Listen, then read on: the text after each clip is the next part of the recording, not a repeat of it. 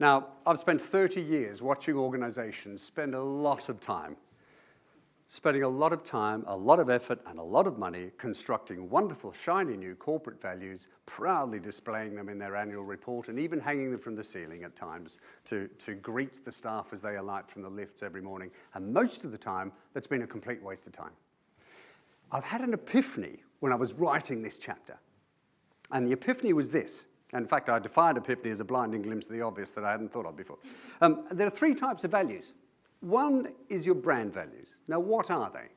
Well, I'll tell you what they're not. They're not what your CEO says they are. They're not what your marketing director says they are. They're what your customers say they are. That's fairly obvious, but let's state it anyway. Your brand values are what your customers think they are. Your corporate values, they're not what you put in your annual report most of the time. They're not what the CEO thinks they are. They're what your staff thinks they are.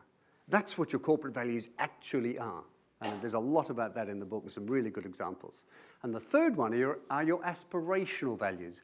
They're the ones you put in your annual report. They're the ones you hang from the ceiling. But no company I've ever seen or heard of describes them in that fashion. They pretend they're real. And the staff look at them and go, that's not how it works in real life.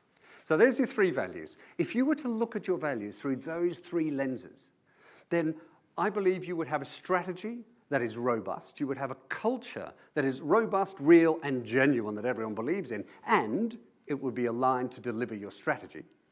And you would then also have financial performance that would inevitably follow.